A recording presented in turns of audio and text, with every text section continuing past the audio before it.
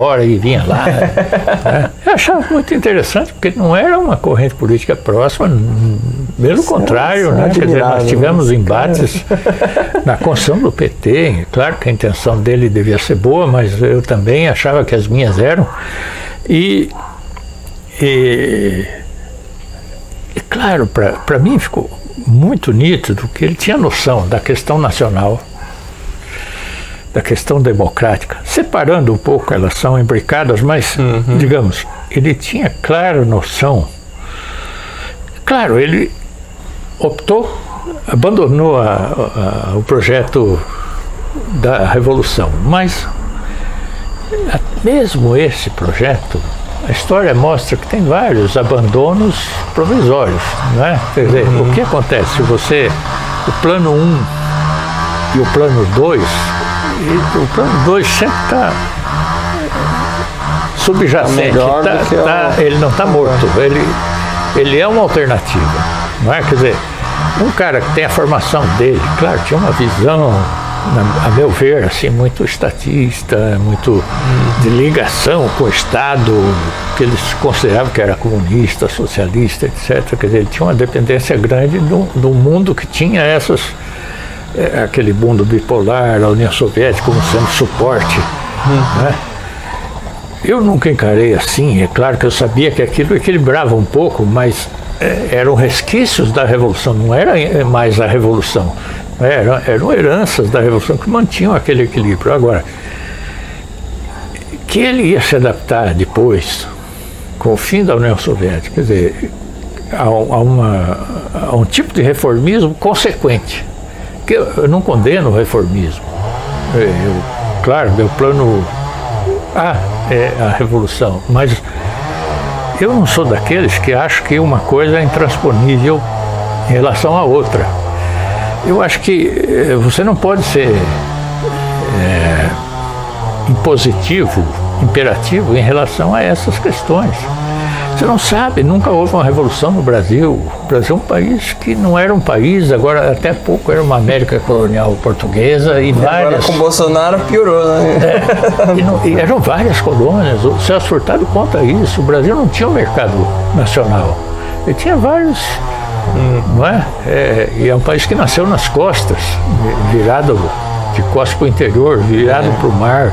Quer dizer, Portugal punha um vice-rei lá no norte, um outro no centro, outro no sul. Eram 3 colônias, depois ainda criou a Cisplatina, mais ao sul ainda. Quer dizer, veja, não era um país. Foi a América colonial que separou. O Mário Pedrosa discutia muito interessantemente essa coisa. Ele, como era pernambucano, ele tinha aquela coisa importante de valorizar Guararapes, né? Quando os holandeses foram expulsos, que muitos brasileiros de lá, inclusive, acham, não, seria melhor que os holandeses ganhassem. Não, mas como ele era brasileiro, ele queria essa coisa conjunta, né? Essa coisa que...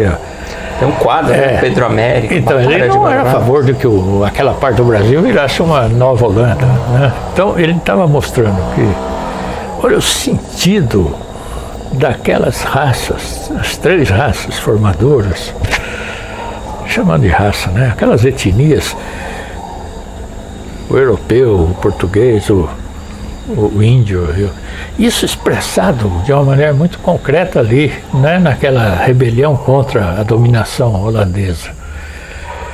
É raro isso ver na história do Brasil, e tão prematuramente, que isso foi já no século XVI, XVII, né, 1600 e tal.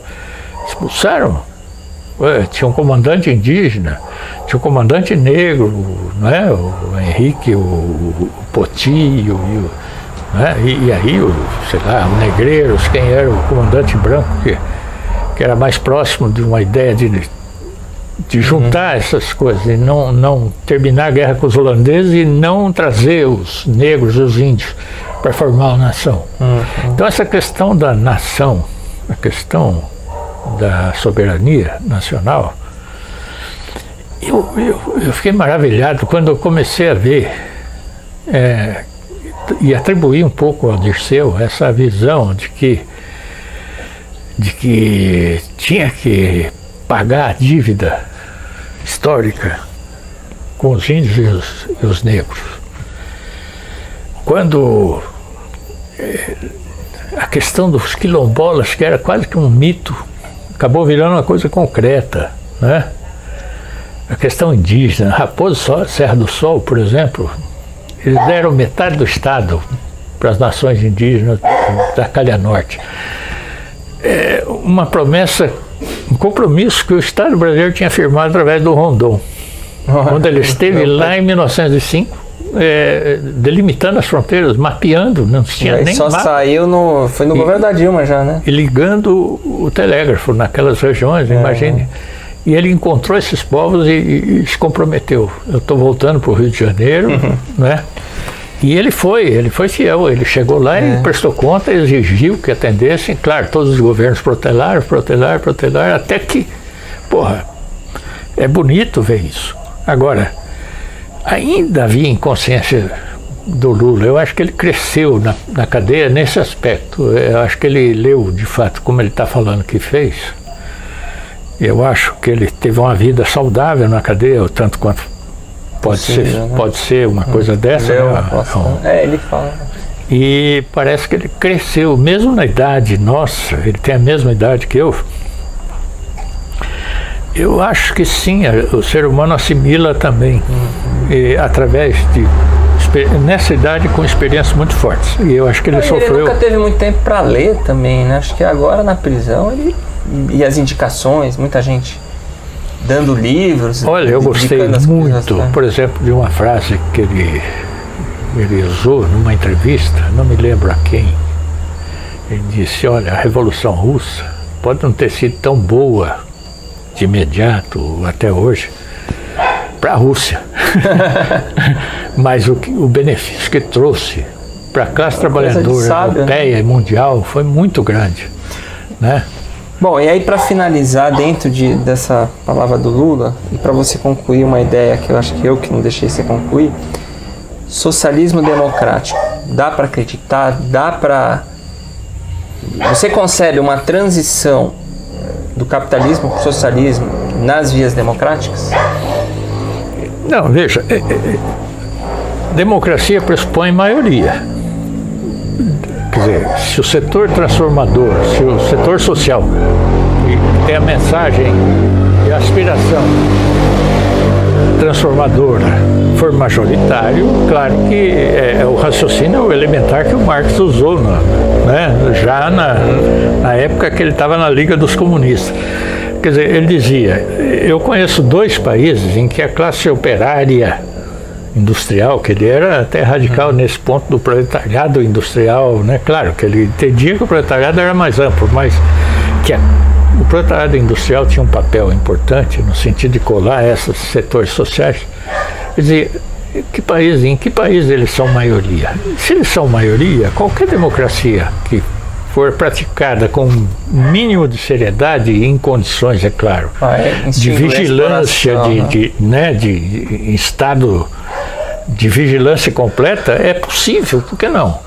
Né? Quando ele tinha, logo depois, conheceu a experiência da Comuna. E foi um autogoverno, foi uma experiência que, imagine, multiplicaram-se os jornais, as mais diferentes linhas, tinha pelo menos 10 partidos com representação na Assembleia Nacional, né, a Assembleia Popular que foi instalada, que governou de fato aqueles 200 e poucos dias. Claro, não teve tempo de governar, porque os alemães libertaram um exército de 120 mil franceses que estava prisioneiros de guerra e armaram com as armas superiores que eles tinham, os prussianos, né, na verdade, e cercaram a Revolução.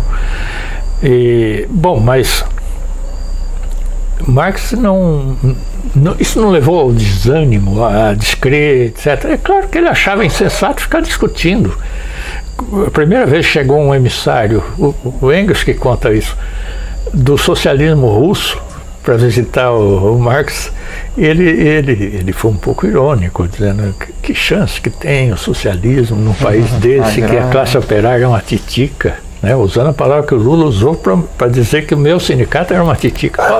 Paulo, você está ainda naquela titica do sindicato, cocô de galinha, né? Mas enfim. Titica ajudou muito. Não levei a mal, mas essa titica, puta, teve um valor enorme na minha vida. Eu tenho uma postagem que eu falo da nossa experiência no sindicato. Tudo surgiu ali. A CUT tem uma dívida imensa, o PT, a dívida com o meu sindicato, não é tanto comigo, não é? Claro que ele foi o palco, foi o meio pelo qual eu pude intervir na formação do PT e da CUT, do novo sindicalismo, infelizmente ficou velho agora, né? Precisa refundar um novo, mais novo ainda. Precisa, e Marx era claro, e engraçado isso, né? Porque o Marx, ele acreditava na obsolescência rápida das organizações operárias. Ele até alerta, né? No manifesto ele alerta, fala, as organizações operárias têm que ser reconstruídas, refeitas muito rapidamente, porque elas são destruídas pela própria concorrência das outras organizações operárias. Umas destroem as outras. Mas ele queria dizer, mas isso é bom, isso é dialético, e na prática, na vida real, a gente vê que até hoje os grandes partidos que a classe operária construiu no mundo, e não é em todo lugar, o Brasil é um dos poucos países que tem partidos construídos pela classe operária, quase todos se domesticaram, quase todos se burocratizaram, quase todos abandonaram o anticapitalismo. E hoje mal são antiliberais, né? Mal são antiliberais.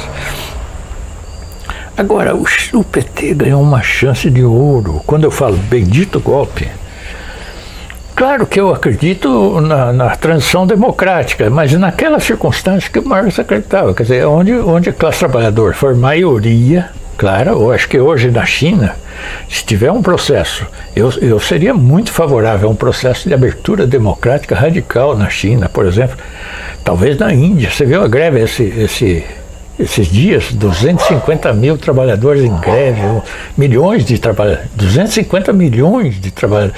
Se tiver uma greve geral na China, são pelo menos 800 milhões de operários. O mundo nunca viu nada disso. Né? O mundo nunca viu uma coisa dessa dimensão. Né?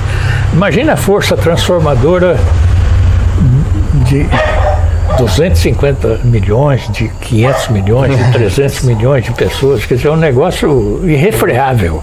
Né? Não há nada que eles não possam conquistar. Agora, é evidente, você tem clareza, direção, com nitidez, de compromisso, né? Isso não é fácil. Isso é uma coisa que, imagine a história do movimento operário, dos partidos operários, dos sindicatos, no mundo inteiro, está cheia de retrocesso, mas eu não acho que isso que se passou, nem o stalinismo, nem a burocratização, eu acho que ali era inevitável. Por que eles eram internacionalistas? Por que eles, derrubando o czarismo, assumindo o governo, construindo um outro Estado na Rússia, os primeiros, é claro, os que ainda pensavam em revolução, ficavam teimando com a Revolução Alemã? Porque eles sabiam que a transformação socialista não era possível ali. Não é? Não havia como viabilizar, você tinha que vencer o atraso. Marx foi claro, o socialismo foi feito para suplantar o capitalismo, mesmo aquele dos países mais democráticos e mais justos do ponto de vista, ou menos injustos do ponto de vista social. Quer dizer, o socialismo não dá para acreditar no socialismo num só país, ou coisa que eu valha, e sobretudo em países atrasados. Um país capitalista altamente avançado poderia suportar algum tempo de isolamento, não é? Esperar um pouco mais tempo pela revolução em outros lugares. Mas coitado da Rússia, né? Quer dizer, reduzida, com guerra civil, com fome, mortandade, quer dizer, que coisa fantástica. E depois ainda conseguir fazer aquela reação ao nazismo, não é?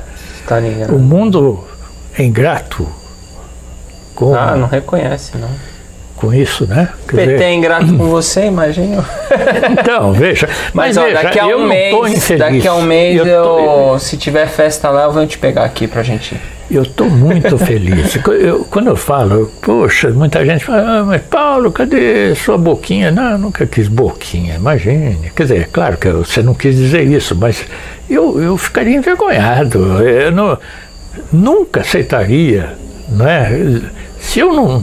Se me dissessem, olha, você vai pegar uma coisa espinhosa, horrível, eu talvez aceitasse uma coisa ruim, dura, que ninguém é capaz de fazer, e talvez você tenha demonstrado alguma coisa que possa dar uma esperança de fazer. Talvez, assim, no sentido de uma missão e, assim, com tempo determinado, com um projeto claramente colocado, mas não, assim, um cargo, não é? Eu fui secretário de governo no governo desse que eu fui o vice dele na eleição lá de 2004, eu não consegui ser secretário de governo, porque apesar de eu ter coordenado a chapa, ter unificado os 7 candidatos num só, ter conseguido o respeito deles, antes mesmo da posse, eles estavam lá negociando, os vereadores, nós tínhamos eleito 7 em 10. Em 11, 7 nós tínhamos eleito em 11, depois não, 7 não. Tirando um que era do PT, todos os outros 6 não estavam negociando com os derrotados para eles aprovar um trem da alegria, um salário. Aprovaram até um aumento de salário para mim, que eu rejeitei. Para eu me calar a boca, né? Aí eu peguei e falei pro prefeito, falei, olha, eu não posso mais, eu estou obrigado com essa bancada. Aumentar seu salário, você eu não quero mais trabalhar com essa bancada. Né? Eu não posso ser mais secretário de governo, que é o cara que cuida da bancada, né? É o representante do governo junto ao parlamento, a ala parlamentar do governo, governista. Eu falei, eu não posso. Eu falo o seguinte, eu quero trabalhar a periferia, os desempregados, e eu quero trabalhar a economia solidária. Não precisa de cargo, não precisa ser secretário nem nada. Aí eu fiquei, um companheiro que eu chamei para me ajudar, o Adão, ele falava, pô, rapaz, a experiência mais insólita que eu estou vivendo, porque eu chego aqui, tem uns capial lá, não sei de onde, eu chego lá, tem um grupo de catadores, eu chego no outro dia, tem um mágico popular, um homem que fazia mágica, cada coisa folclórica no seu setor aí. Aí nós fizemos cooperativas, né? Aproveitei a Anteag, a iniciativa do Paul Singer, ele tinha fundado, né, a Anteag. Mas é uma coisa que, se não tem continuidade, o governo que entra, nos municípios é assim, ele desmancha tudo, não é? Canetada, né? A maravilha de horta comunitária que nós fizemos, em grande escala, ia dar para fazer uma sobrevivência para quem plantava e ainda levar comida de qualidade até de graça para muitos setores que precisavam, outros barato, outros de graça. Tudo isso reverteram. Chegaram a me dar até um prêmio na Câmara Municipal de Avaré pelas cooperativas, mas nenhuma delas sobreviveu. Mas uma ideia sua que eu li em alguns textos era que os movimentos precisam se adiantar aos governos para não deixar esse retrocesso. Na verdade, sim, mas veja o seguinte, onde não tem dinâmica nenhuma, né? Onde não tem movimento sindical. Imagine, eu quando cheguei em Avaré, eu até me iludi, porque um mês depois, eu era anônimo, eu não tinha anunciado para ninguém, né? Aí um mês depois batem na minha porta as enfermeiras, as atendentes da Santa Casa. Olha, é o seguinte, nós vamos fazer uma greve, a gente ficou sabendo que você era o diretor da CUT, não sei o quê, tá. Eu falei, mas eu aposentei, dei uma desculpa, caí fora, né? Mas aí eles disseram, mas nós já ligamos pro Vicentinho, e ele já autorizou, disse que é para você nos atender. Aí eu falei, eu até fiz o teste, liguei para ele na hora, Ele confirmou, não, Paulo, de fato ligaram para mim e eu disse que eu não sabia que você está morando aí, mas elas me informaram, eu falei, não, se o Paulo está aí, ele vai ajudar. Aí elas estavam fazendo uma greve, imagine, em Santa Casa, uma instituição que está na lei de greve, ela tinha exigências legais para eles não perder os dias, não perder nada. Para não sofrer retaliações, você tem que proteger-se na lei, porque ali era a primeira experiência, primeira vez que eles iam se insurgir, nunca tinha acontecido, perguntei, não, mas nem em outros lugares, não, aqui na cidade nunca teve greve. Bom, deve ter tido, mas nem chegaram a noticiar, porque o domínio ali da elite é muito forte. Bom, saiu a greve ou não? Saiu a greve, mas eu tive que refazer todo o processo, estava tudo errado, ia dar greve ilegal. Eles não tinham prazo para negociar, que a greve de serviços essenciais, na lei que estava vigendo, ela tinha prazo. E foi diferente. O sindicato de Avaré que pediu sua ajuda? Ou foi as próprias... Não tinha sindicato, o sindicato estava contra a greve. Imagina, o presidente do sindicato estava acampado dentro da Santa Casa para furar a greve, para conclamar o pessoal para entrar. Pois nós paramos 3 dias, no terceiro dia teve o julgamento no TRT de Campinas, que é a região jurisdição, né? E ganhamos tudo. Nossa. Por quê? Porque a greve foi bem conduzida. Eu tinha acabado, antes de mudar, eu tinha acabado de fazer uma greve em São Paulo, no Hospital da Amico. Eu lembrei, né? Falei, olha... Mas você se profissionalizou nisso, virou consultor ou foi casual mesmo? Não, foi casual. Foi o seguinte, tinha um cara que tinha trabalhado com o Gilmar Carneiro, e a mulher dele era a enfermeira. E ele dedurou. Falou, vocês estão pensando em greve e tal, vai falar com o Paulo Scormop. O pior, que depois vieram os patrões, descobriram, né, que eu estava na cidade. Aí eu falei, olha, vocês vão se arrepender, vocês estão pedindo para eu ir para a greve, orientar os trabalhadores a não fazer coisa errada, eu vou, mas você sabe que lado que eu tô, não é? Vocês patrões, veio lá o cara que financia, o que arrecada fundos para Santa Casa. Falei, olha, vocês são o lado patronal, eu sou da CUT, eu não vou ficar do lado de vocês, eu vou orientar o outro lado, eles não vão cometer erro, eu não vou deixar que cometam um erro. Agora, vocês vão ter que negociar, vocês vão ter que ceder, né? Vai ter que fazer um acordo decente, né? E então, logo de cara, eu falei, puxa, que beleza, cidadezinha. Estou com 2 meses aqui, já fiz uma greve vitoriosa. Imagina, nunca mais. Aí, é claro, tinha uma cidade ao lado, tinha umas terras devolutas da federação, e os patrões estavam ocupando, grileiros, etc., e o MST invadiu. Já em 95 começou o acampamento Zumbi e outros, né? Foi crescendo a ocupação e aí ficamos com um movimento social organizado perto.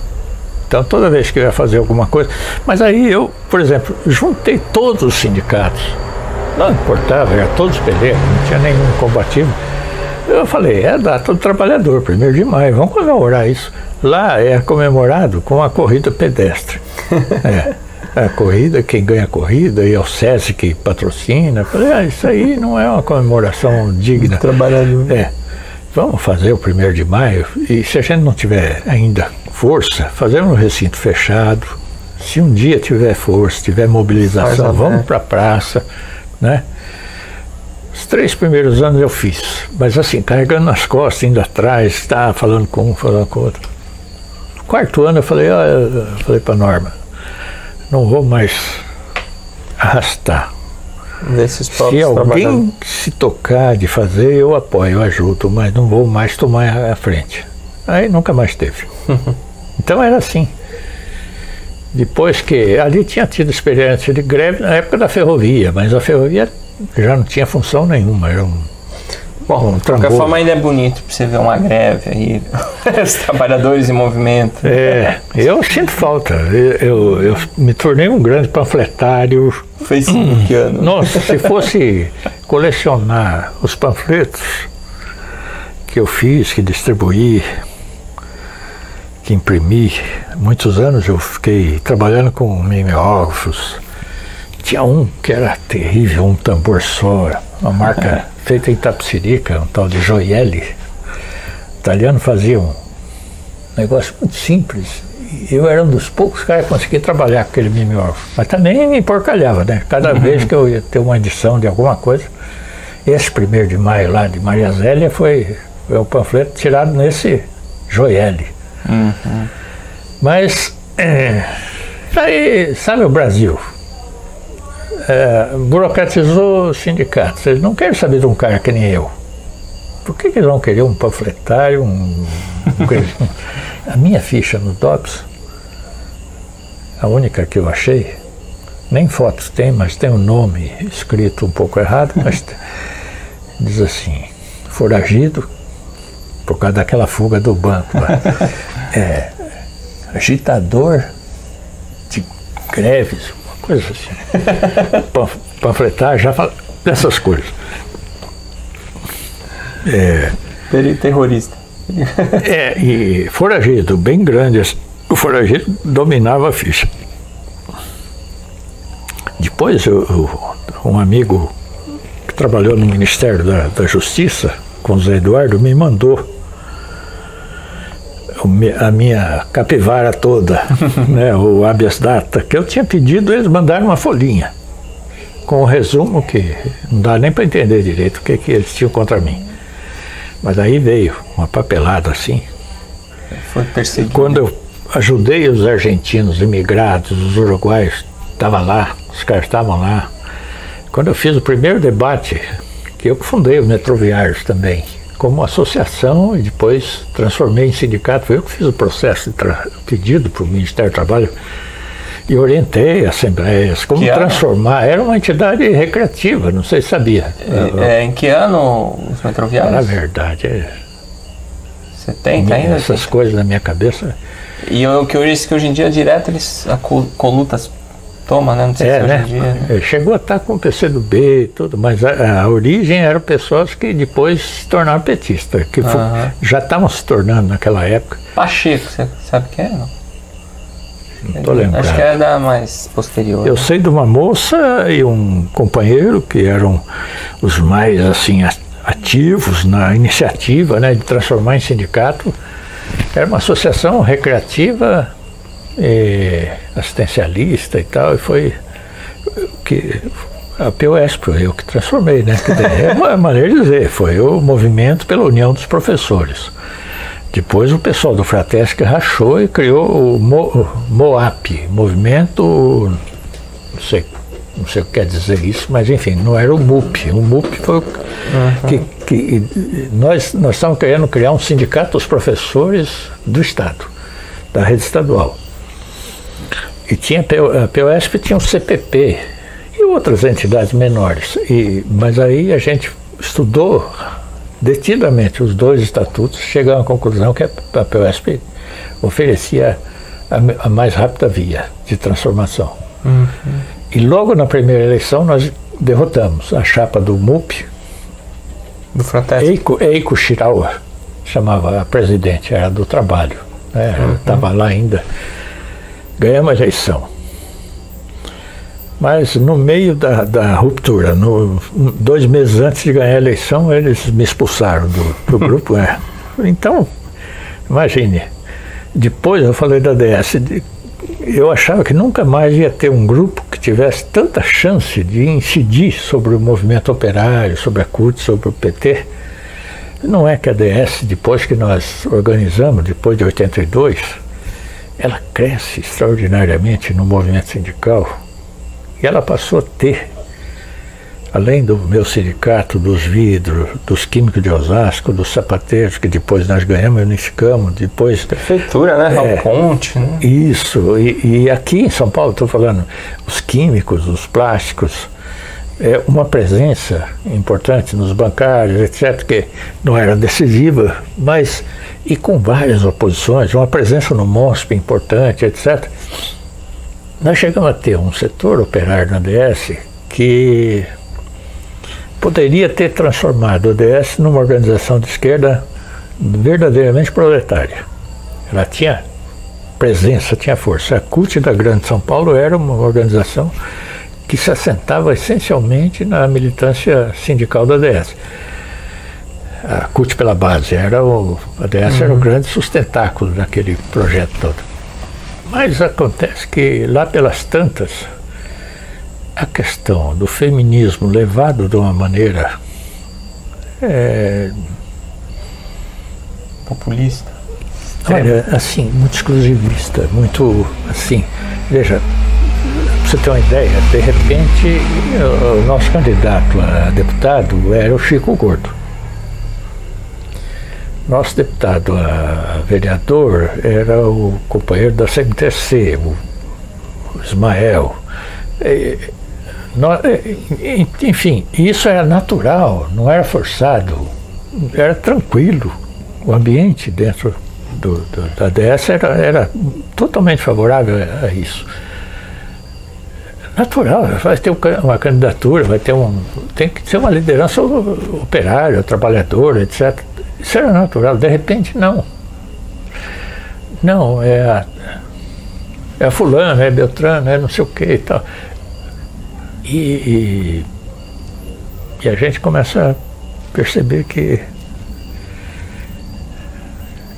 os nossos sindicatos começam a ser pressionados a dar emprego para sabe aquelas coisas? Carreirismo. Não eu não diria que havia, mas havia sim o seguinte: para que serve o sindicato? Mais ou menos deve ser para isso, é como se fosse um mandato. Do jeito que eles tratavam os mandatos, que também era errado, o mandato é bom, ganhar o mandato dá vários empregos de assessor, de não sei o quê. Era assim. E quando apoiava alguém de fora, negociava cargos no mandato, quer dizer, não tinha nada de operário, nada de proletário, nada digno de quem luta pelo socialismo.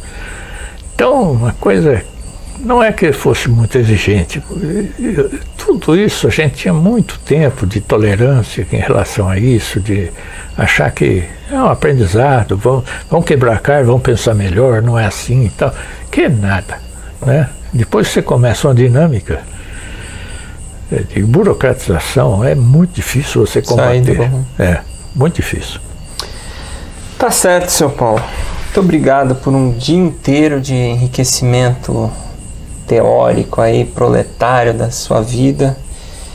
Eu perdi a conta de quantas entidades aí você... Eu vim aqui por conta de uma, mas eu vi que a lista cresceu, ainda bem que tá tudo gravado aí para depois eu analisar com calma e vai servir para minha pesquisa, né, pesquisadora aí da história do PT, mas certamente vai servir para muita gente. Onde é a sua faculdade? É a USP, eu faço USP, tá. O meu orientador Martinho vai gostar muito aí do que foi conversado, do que foi falado. Só tenho a agradecer, Paulo. E muito obrigado eu disse que era 40 anos de luta pelo PT, né? Porque você pode pôr aí mais quase 2 décadas antes. Não, 68 já estava, né? Pois tá certo. Viu? Obrigado mesmo por receber na sua casa. E em fevereiro, tomara que te convidem, tomara que lembre de vocês. Se não lembrarem, pelo menos eu vou ligar. E aí, vamos, tal.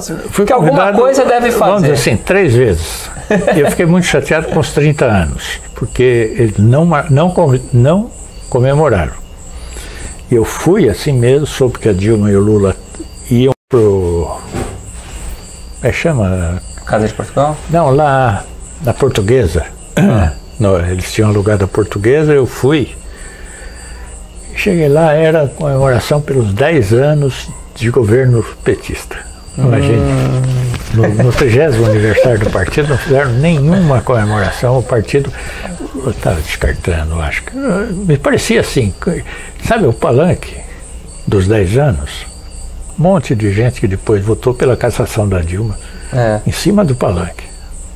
Fiquei muito chateado. Eu tive uma experiência parecida. Em 2015,